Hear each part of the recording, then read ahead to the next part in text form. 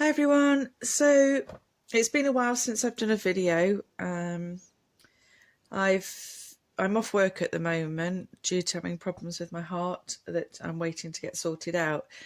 So I haven't really felt like doing too much regarding videos. I've done a few bits for myself, but otherwise I've not done a great deal, and I'm still in my little corner in the living room, which is just not ideal, because I can't get my hands on everything and I find it really frustrating. But anyway, I made this little journal for myself. It's going to be a nature garden journal. I posted it on a few Facebook pages, and I thought I would do a video because there was quite a good response on it. I'm going to make a totally different themed one, but I'm making it in the same way. So this one, it was a A4 ring binder. So this one, it's just a ring binder that I used when I was doing my training for vet tech, and I cut it down to size. And the reason I've done a ring binder this time is so I can reuse it. I've always done sewing my pages in or gluing them in, but I thought I would try using a ring binder. I've got loads and loads of spare ones now, and I thought, well, I can reuse. I can put pages in, I can take them out and put them into a separate folder or add to. Obviously not too many because it's not a great big fat one, it's just an A4 ring binder. But this is what I thought I'd give a go, and I'm really pleased with how it's turned out. So I just cut it down to size, and I wanted it to fit in an A4 piece of paper that was folded in half and then cut. So I've got plenty of room here for tabs, or if I want to put something a bit larger in, there's plenty of room to do so even when it's closed. So that was my thought process behind it.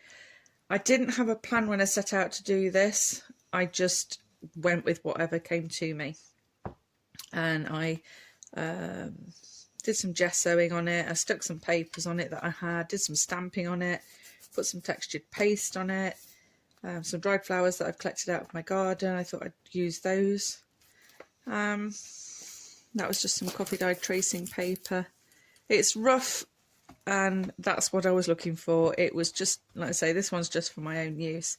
Inside the cover, I did, I used a stencil, a wood stencil, which I've got there, and used textured paste, painted it, and then just put some gold buff on there.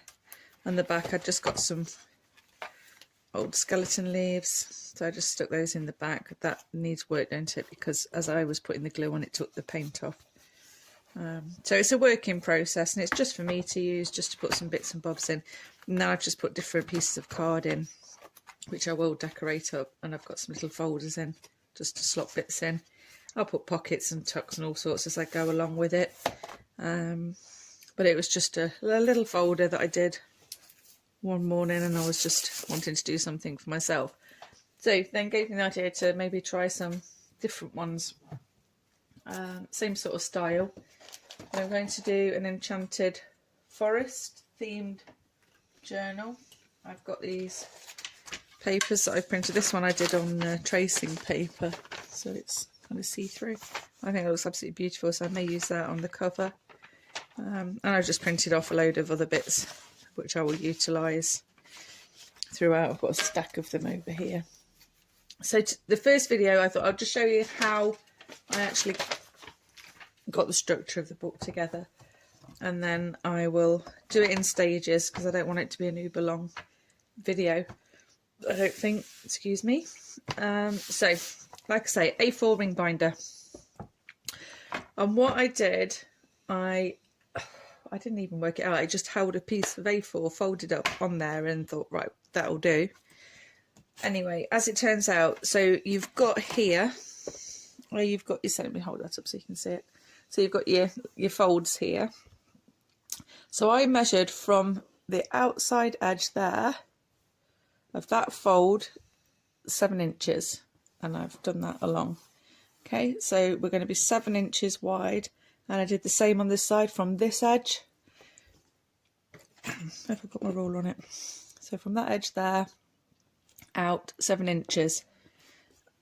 Excuse me. So there we go. That takes us to 7 inches. I hope you can see that. There we go. So I measured outwards that way on both sides so it was equal. And then this way I've taken off 1 3/4 inches on top and the bottom. So from the very outside edge of your folder here, I just measured in 1 3/4 inches. So there we go, 1 3/4 inches, marked it up, and then I've ruled it along to the edges where we've gone downwards. And all I'm going to do is use my craft knife and my ruler, and I'm just going to cut those off. And it might be better if I use my cutting board rather than my glass board for this. So we just do a swap around. Oh, I tell you, I cannot wait to have a bigger space. I am getting my craft shed studio outside eventually when they can get the parts for it. We went to order it and nobody can make the windows for it, so they can't issue it. So although my husband could do that, they still wouldn't sell it as without the windows, so I'm afraid it's a waiting game at the moment, so that's on hold. Okay, I'm going to put this lengthways up. Sorry, caught the camera. Well, if you could see, this space that I'm in is just ridiculously tiny. It's driving me mad. Half of my stuff is in my bedroom in a cupboard. Some's in my daughter's room because she's back home. That's why I'm not in her room anymore. Bless her, so she's got all her stuff and my stuff in her room, which is not ideal. But I've got nowhere to put it. Okay, so now I'm just going to go down that line from top to bottom. I'm just going to cut the edges off first. And about 4 times seems to be enough to go through this.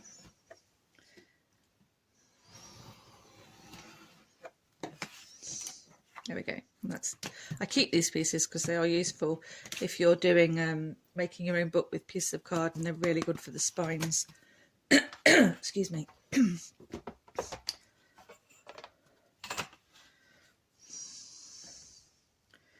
Okay. So again, just line up the ruler. I'm just going to get down there.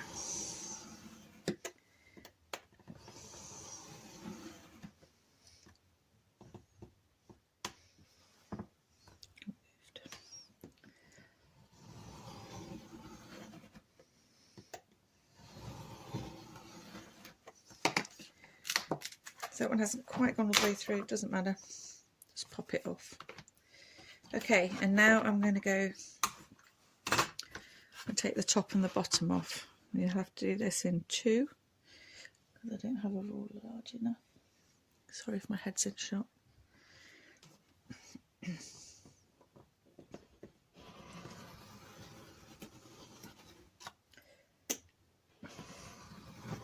I usually use the ring binders, like I say, I just cut them up and use them for either making a journal up for the cover, back and spine, or making one up from scratch.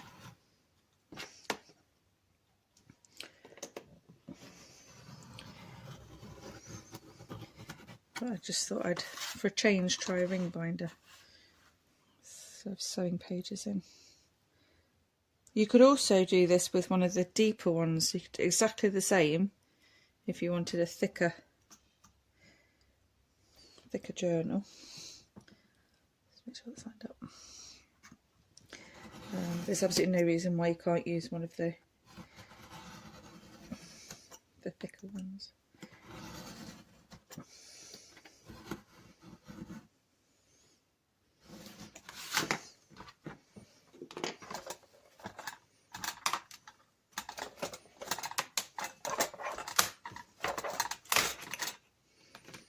Okay, and now the other one. Of course, I'm going to give this a coat of gesso just because of what I've got planned for what I want to do with the cover. I'm all about the covers. I love doing my covers more than the inside, to be honest with you. I get halfway through a book when I'm doing lots of details on the inside, and I get bored with it, I'll be honest. I like to start a new project. It just seemed to go on too long. So I will probably do the same with this one. Just put pieces of card in, or pages to be filled as and when, rather than loading them now. I will do some of these to sell, I think, as well. I'm in the process of setting up an Etsy shop. I've got loads of stuff made, but I just need to photograph it all and then sit and write all the bits out for them.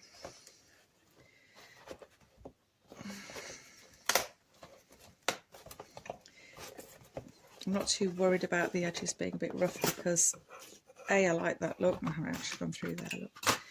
And I'm going to sand it anyway.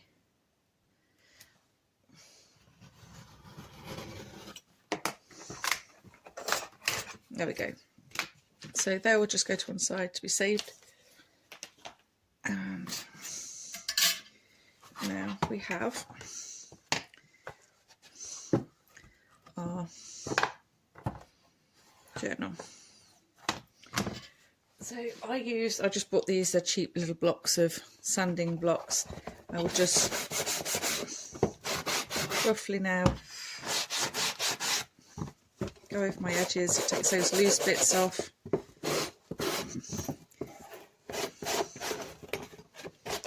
It doesn't matter that it's shiny on the outside because I'm putting gesso on it.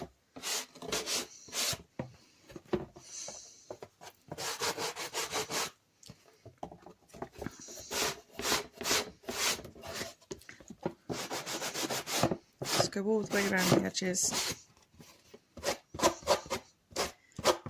Takes any loose bits off.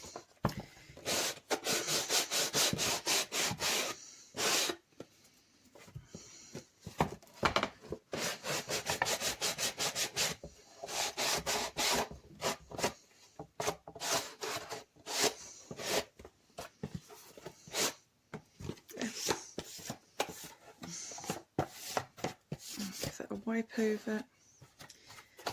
Okay, and I'm just going to swap back to my glass board because I'm going to use gesso.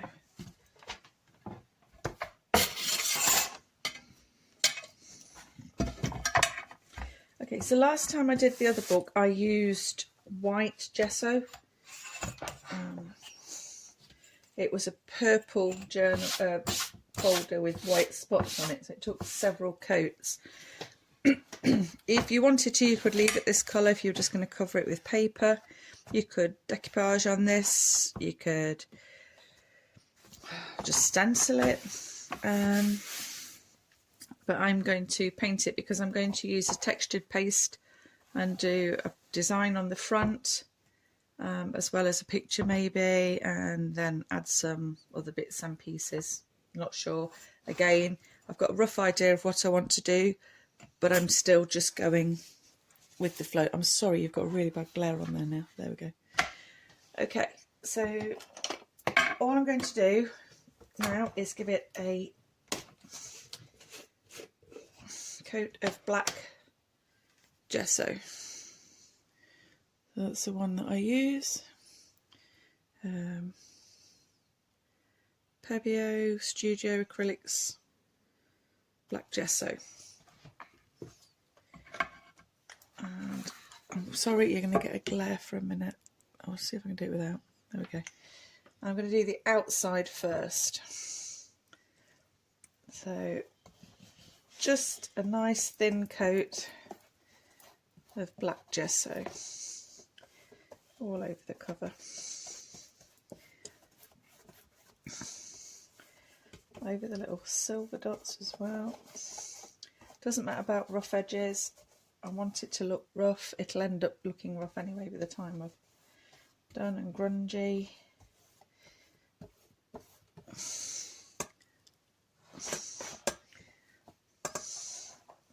tip that. I'm trying to stop it from glaring. There we go.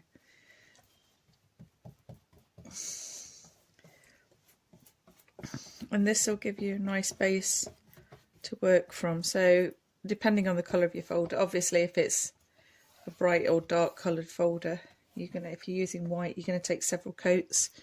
I think I took 3 on the other journal, even though I covered it with paper, if in case there was any bits that didn't cover. I didn't want the pattern of the folder showing through.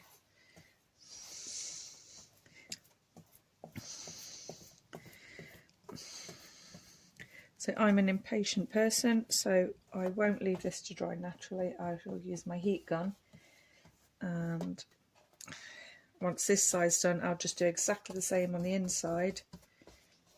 And then once they're both dry, both sides, I'll be ready then to use the textured paste, and I'll do another video of that.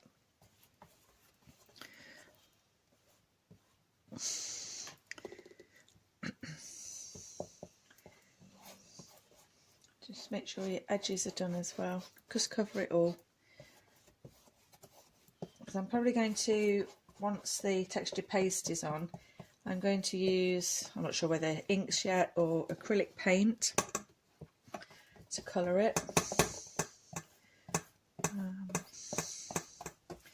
We'll see where it takes us. You can join me on the journey, because I really don't know how the cover's going to turn out.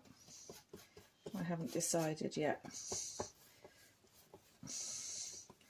Okay, so that is the first coat on. I think I'll probably only do 1 coat. I don't mind that there's a little bit of blue here and there showing through. That's fine. It doesn't matter. So I'm going to go ahead and dry this and do the other side, and then I will do the next part of the video where I show you how I do the textured paste on the front with a stencil, and start building up what I'm going to do on the front cover. Okay, see you soon. Bye.